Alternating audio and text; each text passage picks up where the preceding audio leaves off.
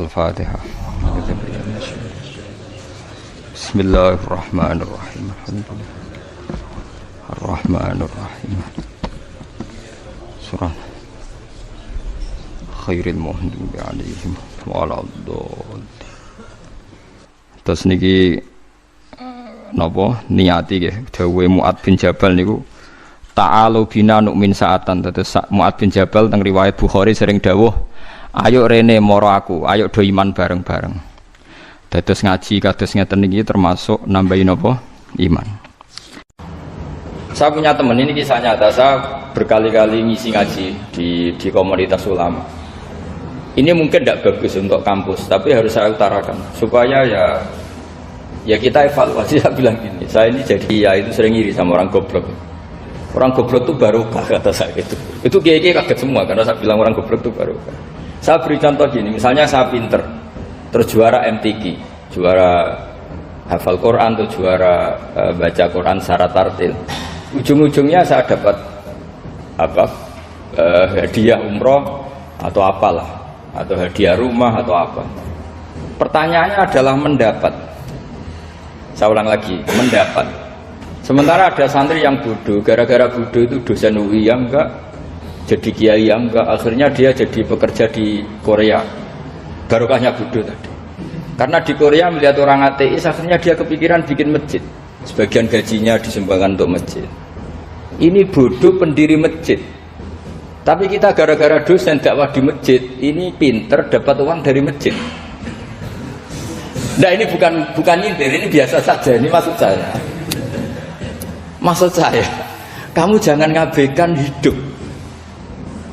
Akhirnya apa yang terjadi? Saya ini punya teman, ini betul. Saya ini kan kecelur, dulu tuh Gus Salim. Nasib saya di mana-mana dihormati. Kadang saya merasa dosa. Kok dihormati? Saya punya teman, dulu gobloknya minta ampun sekolah sekelas sama saya. Gobloknya, soalnya gobloknya harus disepakati. Sudah. Ya, goblok mujma'alah kira-kira. Singkat cerita, dia itu hidup di pedalaman Kalimantan sekitar tahun 92. Dulu kan biasalah di dalam hutan itu pasti ada penebangan hutan macam. Dia ada bosnya, jelas dia ada bosnya. Saya yakin juga agak kriminal. Karena dia tidak yang illegal logging. Pokoknya ditakdir dia hidup di tengah hutan, ikut orang. Setelah itu dulu gak ada HP. Sering kirim surat ke saya, Gus, saya ini hidup di tengah hutan. Tapi saya ini muslim, pernah mondok. Kalau gak bikin Jumat itu gak enak. Bikinlah dia Jumatan. Nah karena dia pernah ngaji fikih Syafi'i, kalau Jumatan gak ada orang 40 itu harusnya zuhur, tidak Jumatan. Tapi orang yang kerja di situ tidak mau. Wong dino Jumat kok duhuran loh Pak. Kalau dino Jumat ya Jumatan ya. Tanya saya, Gus itu kalau ada kaulnya enggak supaya Jumatan ndak orang 40 sah. Singkat cerita dia lama-lama jadi pendiri masjid di situ. Dia punya sedikit gaji ya dipakai masjid, punya sedikit tanah diwakafkan untuk masjid. Artinya apa? Indawa ini banyak orang bodoh, ternyata di komunitasnya dia muassis, pendiri, pemberi. Sementara kita yang keceluk pinter dapat umroh, dapat bonus. Kira-kira nanti kita ketemu Allah, kamu pernah nyumbang Islam apa? Yang bodoh jawab, oh nanti Gusti bikin masjid di pedalaman. Kita yang pinter, kayaknya kalau memberi enggak lah Gusti, reputasi saya mendapat tuh. Nah, artinya gini, kita jangan mengukur. Makanya Rasulullah itu punya sisi unik. Ini mungkin pelajaran bagi kita semua. Orang-orang Ansor kita tahu semua berposisi memberi Rasulullah. Semuanya orang Ansor.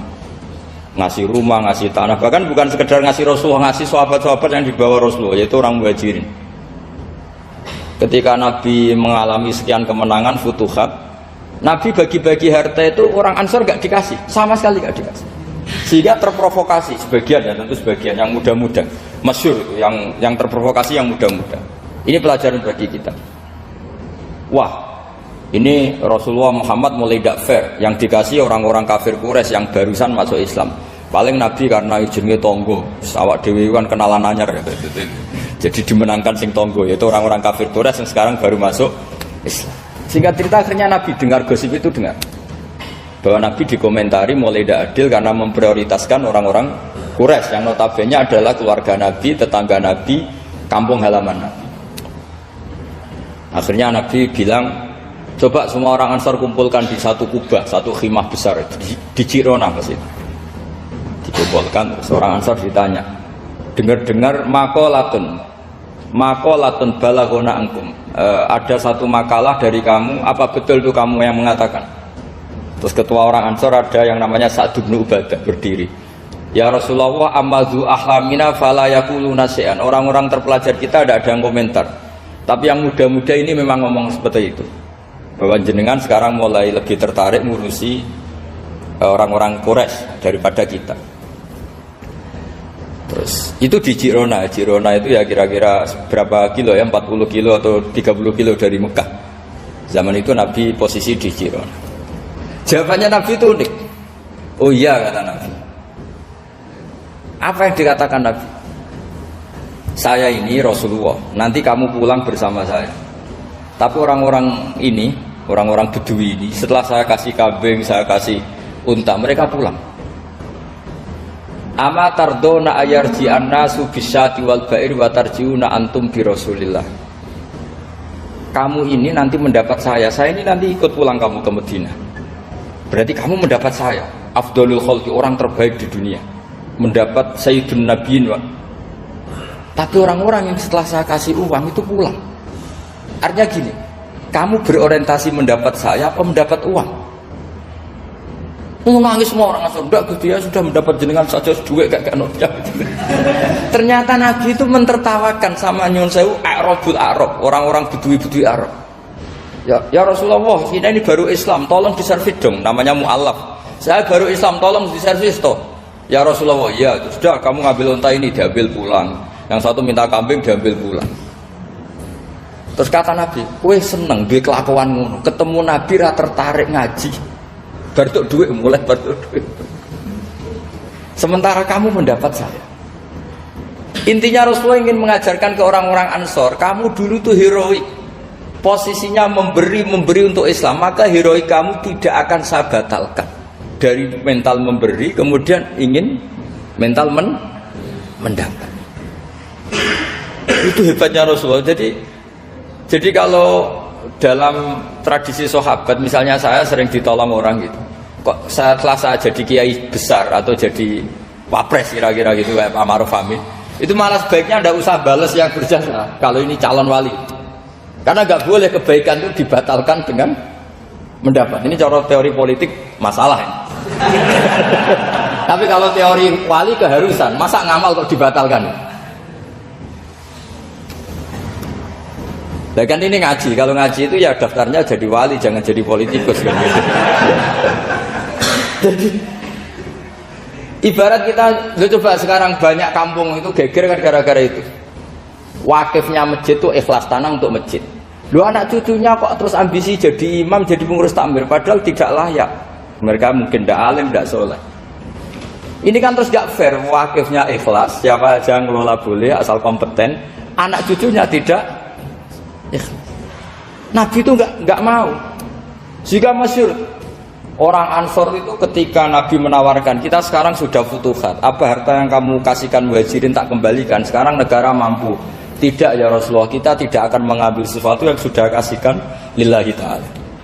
Orang muhajirin juga sama, ketika di Jirona di Mekah, ini Mekah sudah kita taklukkan, tanah-tanah yang sekarang dikuasai orang kafir, yang dulu kamu tinggalkan lillah, sekarang bisa kamu ambil lagi karena sekarang Mekah sudah dikuasai Islam. Kata orang muhajirin apa? Kita tidak akan mengambil sesuatu yang sudah kita kasihkan lillah. Jadi kamarnya malu yang kita lama sekali bermental memberi, kemudian kita sekarang ingin bermental mendapat. Artinya gini, kalau jenengan mengukur kegagalan itu orang-orang bodoh itu barokahnya luar biasa. Coba kalau semua orang pinter misalnya, kayak saya, kayak Pak Rektor misalnya, itu bingung masyarakat. Barokahnya orang bodoh di tengah-tengah pasar ada konsultan, barokahnya dokter-dokter yang bijinya tidak pati bagus, akhirnya di pedalaman ada dokter. Gara-gara prestasi pas-pasan di pedalaman. Coba kalau prestasinya kelas A semua, mungkin sudah hidup di Jerman semua. Indonesia bisa kurang stok penyuluh. Jadi pertanyaannya jenengan tadi Ya tadi kalau saya disuruh jawab dengan ilmu hakikat, Allah merencanakan ini sudah luar biasa. Harus digawe pinter, setengah goblok. Ini semuanya kalau ilallah wa fillah itu semuanya barokah. Karena tadi enggak